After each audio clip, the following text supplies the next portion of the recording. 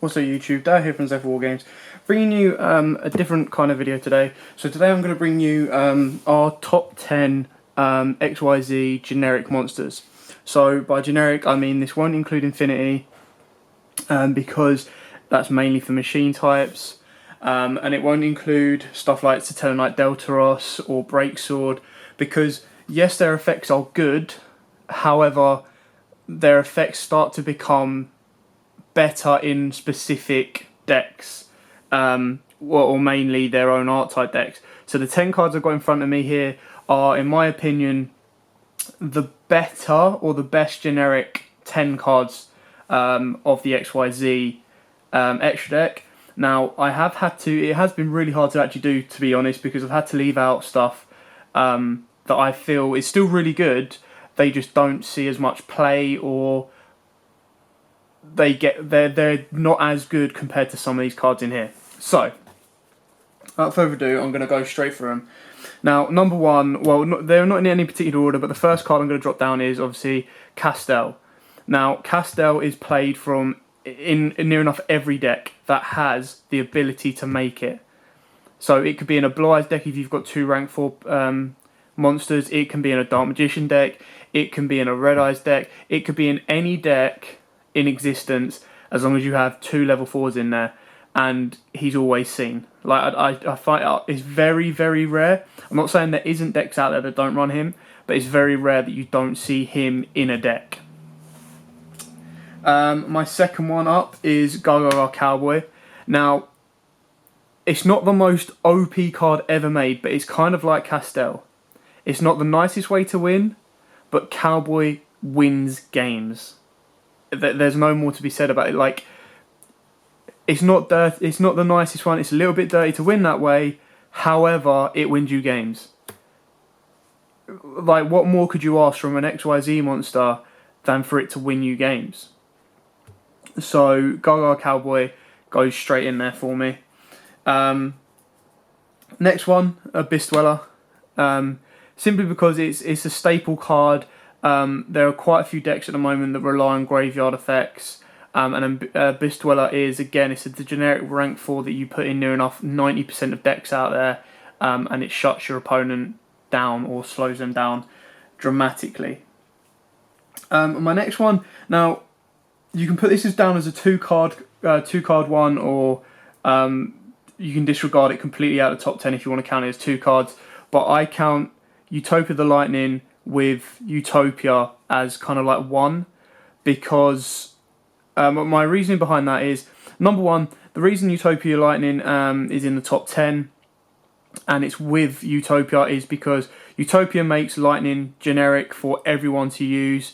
It's a 5k Armades, and it's now provided lower tier decks the ability to get past bigger beat boards like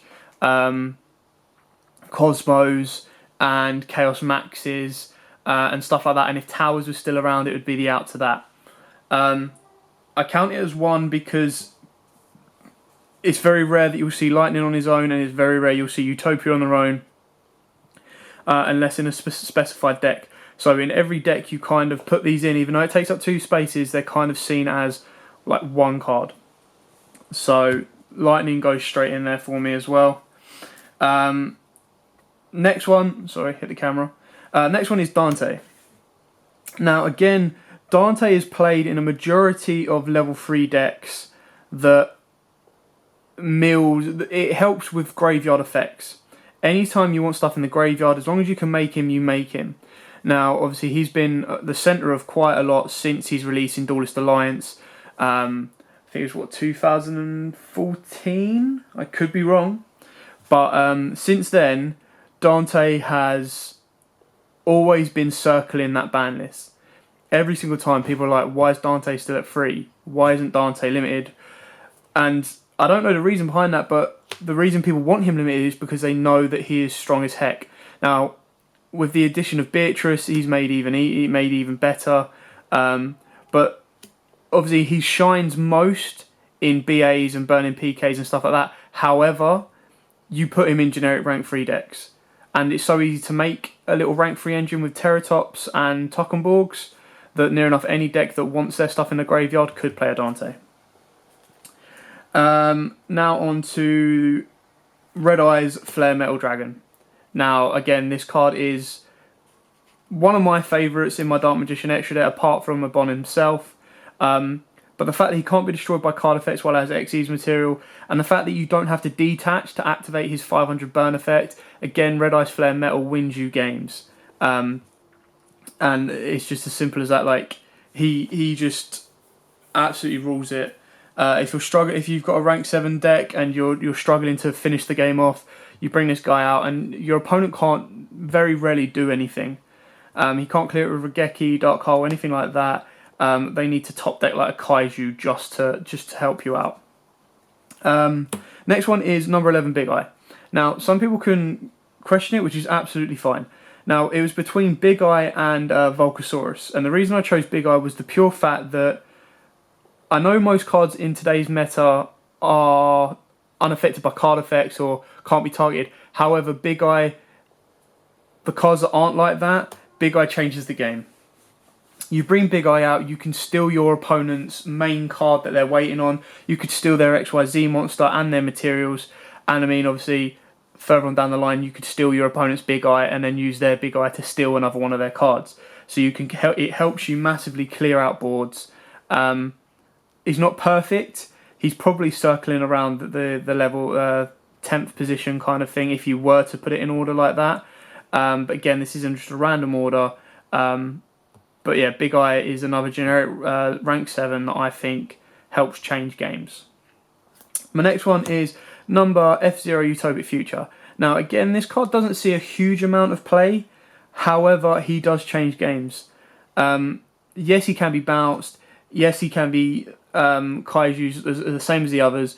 But the ability that he can't be destroyed by battle and neither player takes battle damage from attacks involving this card.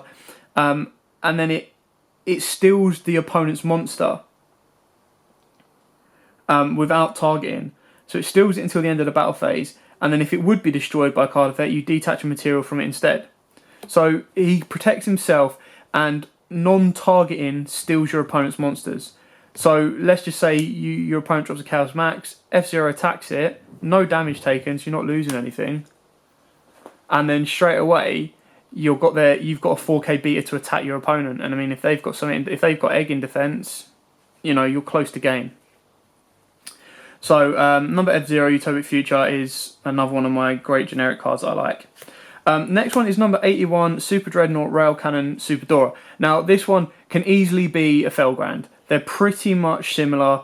One is in the 10 deck, one is in the 8 deck. Now obviously, the fact that he's a 10 makes him less so used as Felgrand.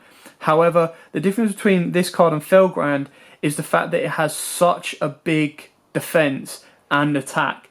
It is pretty much really hard to get past it. You have to literally, not including Kaijus in this, because obviously Kaijus get past any of these cards with quite a lot of ease. However, with just talking about its generic ability, the fact that it protects itself, or it doesn't even need to protect itself, it can target one face-up monster on the field and then make that target unaffected by card effects. So it can protect anything. It's a little bit harder to get out, but I feel that when the deck that has the capability to do so, they've got a strong monster on board for at least 2 turns to protect themselves if they want to stall it out, or can push for a bit of damage with 32. And the stuff like Chaos Max can't get past it, and Cosmos can't get past it. My final one is number 38, Hope Harbinger Dragon Titanic Galaxy. Again, I think this card is amazing for a generic rank 8. So during either player's turn, when a spell card is activated or effect is activated on the field, you can negate the effect, and if you do, attach it as a material. So that is the main effect that gets used on this card all the time. But which is why that alone will put it in the list. But then when you add its second effect, when an opponent's monster declares an attack, you detach one XYZ. When an opponent's monster declares an attack, you can detach one material from this card, change the attack target to this card, and perform damage calculation. If a face-up XYZ monster or monsters you control by battle or is destroyed by battle or card effect, you can target one face-up XYZ you control. It gains attack equal to one of the destroyed monster's original attack. So not only can it redirect attacks to itself and keep itself at a 3k beta, but if you have other XYZs on board that get killed, it can then boost himself up and redirect the next attack or stall your opponent out, and then steal their cards. Now obviously again, Kaijus get past this, or you bait it out. But this is kind of like the generic Infinity in a way. Now obviously if I wasn't playing generic cards, you would, a generic top 10, you would start to see stuff like Infinity in this top 10. So there's no argument about that at all, because Infinity is obviously busted as heck, and you know, you can surely imagine if I did a list that included any card, any XYZ that was ever made, you would definitely see stuff like Shockmaster up here as well. But there is a reason, and Patelomyus, but there is a reason that they're banned. It's a shame Patelomyus got banned, but you know, there was no argument about it. The second it kind of, the second Infinity drop, the fact that it then turned Infinity into a generic card, which is quite like Utopia. The Lightning, it's going to be dragging them in, and it changed the game, which is why it got banned near enough instantly the second that Infinity dropped. Anyway, so that is my top 10 XYZs in the game at this moment in time, in my opinion. Please let us know what you think of your top 10s, or if I've missed anything off, just let me know.